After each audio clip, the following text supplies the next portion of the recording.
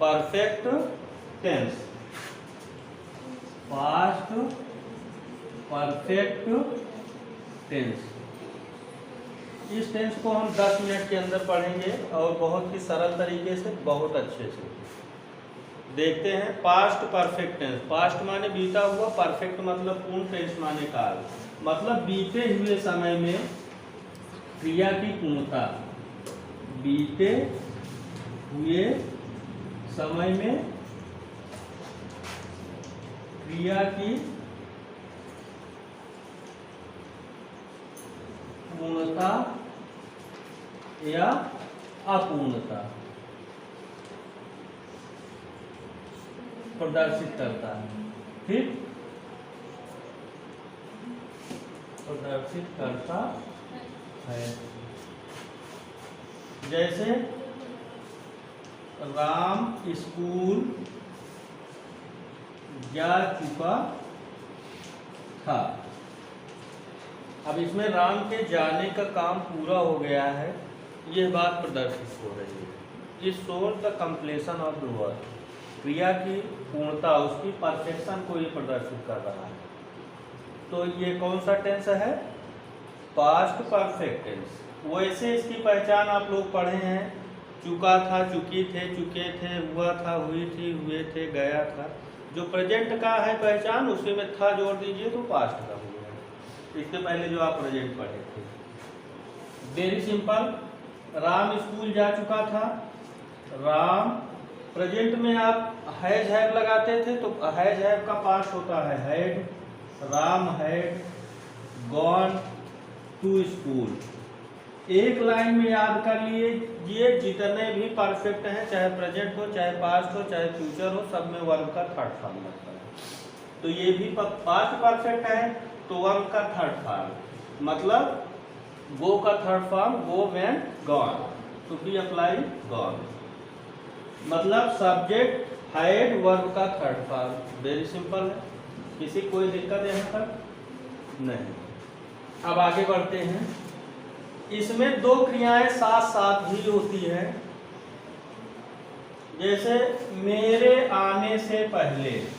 मेरे आने से पहले, अब देखिए इसमें एक मेरा आना एक क्रिया हो गई और राम का स्कूल जाना दूसरी क्रिया हो गई। जब दो क्रियाएं होंगी, एक क्रिया पहले होगी, एक बाद में होगी। तो मेरे आने से पहले राम स्कूल जा चुका था, इसमें राम का स्कूल जाने वाला कार्य पहले हो रहा है। मेरे आने से पहले राम स्कूल जा चुका था, मतलब मैं जब पहुंचा तो वो स्कूल चला गया था नहीं। तो ये जाने की क्रिया पहले हो रही है और मेरा आना है ये बाद में हो रहा है। जो क्रिया पहले होगी उसको हम पास्ट परफेक्ट में उस क्लास को करेंगे, उसका अनुवाद हम किस टेंस में करेंगे? पास्ट परफेक्ट में। और जो क्रिया बाद में होगी उसका अनुवाद हम प्रेजेंट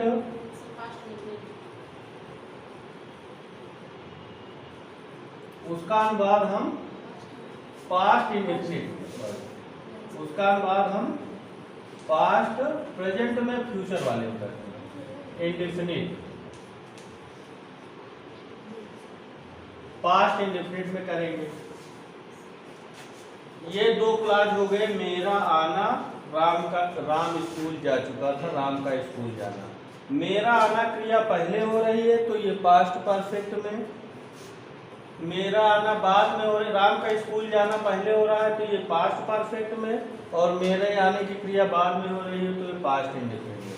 जो क्रिया पहले होगी उसका अनुवाद हमेशा परफेक्ट में, पा से पहले, पा से परफेक्ट, और बाद इंडेफिनिट में। ऐसे ही आप याद कर लो, पा से परफेक्ट और पा से पहले। तो जो पहले हो उसको परफेक्ट में। अब इसका सीक्वेंस क्या होगा? सबसे पहले आप पास्ट परफेक्ट का अनुवाद रखेंगे, पास्ट परफेक्ट टेंस। उसके बाद पहले की अंग्रेजी बिफोर लिखी जाएगी और उसके बाद पास्ट इंडेफिनिट वाला जो क्लाज है उसको रखेंगे। पास्ट परफेक्ट में आप जान रहे हैं सब्जेक्ट हैड और वर्ब की थर्ड फॉर्म प्लस बिफोर, इसमें सब्जेक्ट और वर्ब की सेकंड फॉर्म। पास्ट इंडेफिनिट में सब्जेक्ट और वर्ब की सेकंड फॉर्म का यूज करते हैं।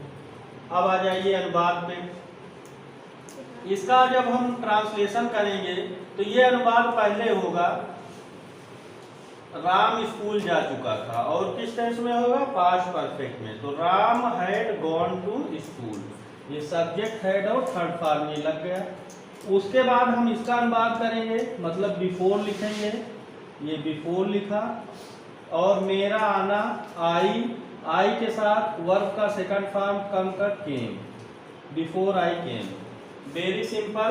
दूसरे शब्दों में इसको समझें तो ये जो हिंदी में पहले लिखा है, इसके बाद जो क्लॉज है उसी को हम परफेक्ट में अनुवाद कर लेंगे, Ram had gone to school.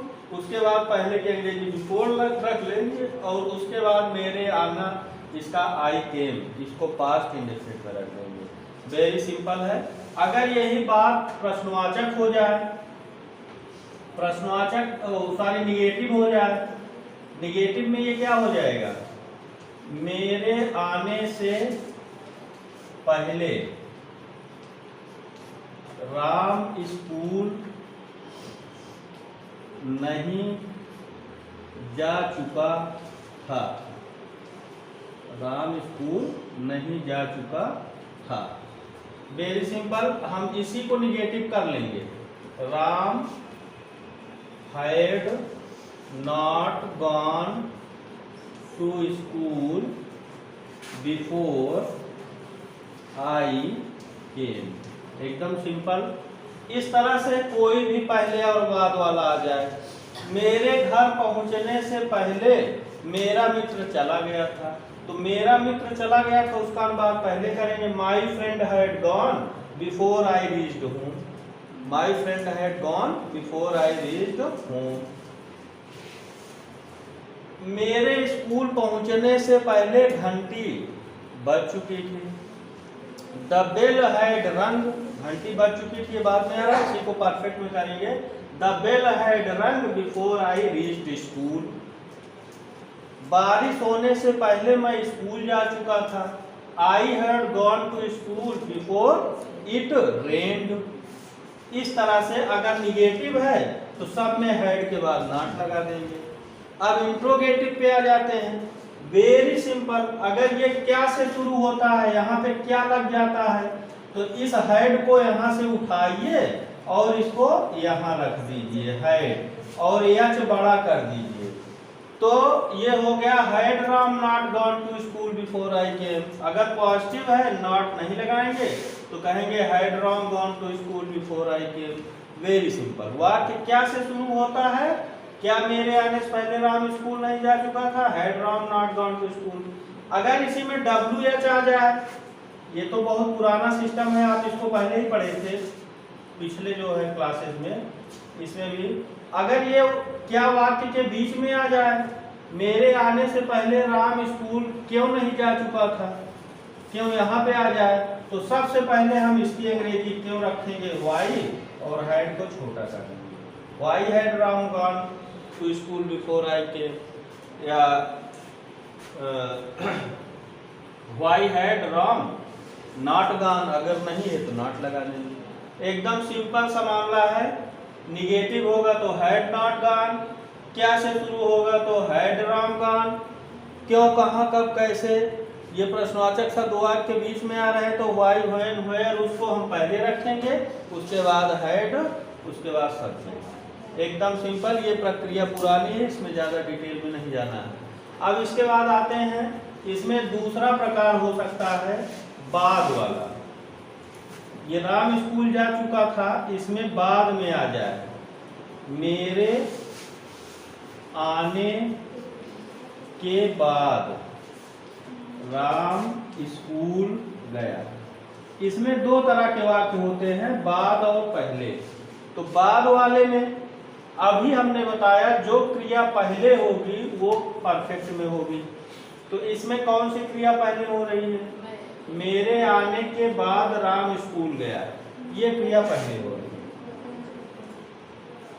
तो ये पहले हो रही है तो ये पास्ट परफेक्ट में होगी, और ये बाद में हो रही है तो ये पास्ट इंडेफिनिट में होगी।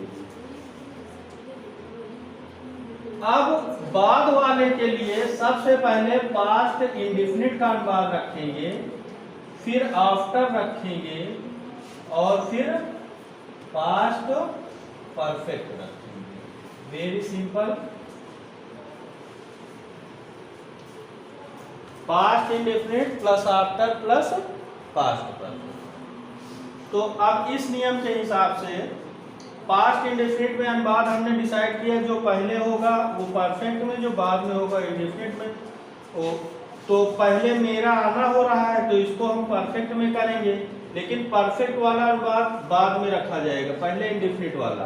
तो राम स्कूल गया, इसका हम अनुवाद करेंगे राम वेंट, पास्ट इंडेफिनिट में इसका अनुवाद करेंगे राम वेंट टू स्कूल। बाद की अंग्रेजी आफ्टर, और मेरा आना आई हैड कम। अब देखिए इसको सरल शब्दों में कहा जाए तो बाद के बाद जो क्लॉज है राम स्कूल गया, इसको हमने प्रेजेंट इंडेफिनिट में, पास्ट इंडेफिनिट में कर लिया Ram went to school. Past indefinite का नियम क्या है? इसका नियम है सब्जेक्ट और वर्ब की सेकंड फॉर्म, उसके बाद आफ्टर, और फिर यहाँ पे पास्ट परफेक्ट के लिए सब्जेक्ट और हैड और वर्ब की थर्ड फॉर्म। तो हमने यहाँ सब्जेक्ट रखा आई हैड और वर्ब की थर्ड फॉर्म कम। तो ये अनुवाद हो गया Ram went to school after I had come. ये वेरी सिंपल है। इसमें आप लोग कौन किस में अनुवाद करना है ये कंफ्यूज हो जाते हैं। एक बात दिमाग में रखिए, जो क्रिया पहले होगी वो परफेक्ट में, जो बाद में होगी वो इंडेफिनिट में, पास्ट में ही दोनों रहेगा। अब बाद वाले में पहले इंडेफिनिट रखा जाता है और पहले वाले में पहले परफेक्ट रखा जाता है। दोनों चीज ध्यान रखिए, पहले परफेक्ट, पा से पहले पा से परफेक्ट। तो अनुवाद करने में भी जो पहले आ रहा है वो परफेक्ट होगा, और जिस वाक्य में पहले आ रहा है उसमें भी परफेक्ट ही पहले रखा जाएगा। और बाद वाले में पहले इंडेफिनिट रखा जाएगा तब परफेक्ट रखा। और नियम वही है, जो क्रिया पहले होगी वो परफेक्ट में, जो बाद में होगी वो इंडेफिनिट। तो ये वेरी सिंपल अफर्मेटिव हो गया Ram went to school after I had come. अगर ये नहीं हो जाए, मेरे आने के बाद राम स्कूल नहीं गया, तो अब नहीं के लिए वेंट का जो है पास्ट डिड नॉट गो हो जाएगा। पास्ट इंडेफिनिट में आपने पढ़ा इसके पहले डिड नॉट के साथ गो लगेगा। Ram did not go school after I had कम। एकदम सिंपल सा है। अगर ये इंट्रोगेटिव हो जाए तो बिल्कुल सरल है, क्या से शुरू होगा तो इस डिड को उठाकर हम पहले रख देंगे। जैसे ये अनुवाद होगा क्या मेरे आने के बाद राम स्कूल गया, जैसा अभी तक आप करते आए हैं, क्या से शुरू होता था तो is am are did do does was there has had, जो भी हेल्पिंग वर्ब होता था उसको पहले करते थे। तो हम इस डिड को जो है उठाकर पहले कर लेंगे। मतलब ये डिड यहाँ से उठ करके यहाँ चला आएगा, ये डिड राम हो गया।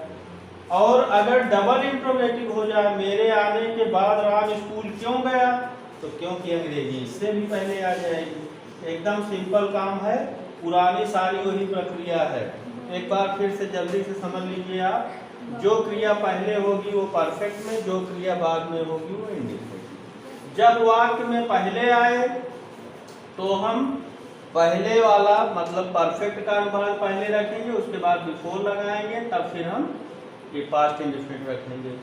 जो क्रिया बाद में दूसरी चीज, अगर ये निगेटिव होता है तो वही सिस्टम हैड नॉट। इंट्रोगेटिव क्या शुरू होता है, हैड को पहले रख दिया गया। डबल इंट्रोगेटिव है WH है, व्हाई व्हेन वेयर, तो उसको पहले रख के हैड तब राम।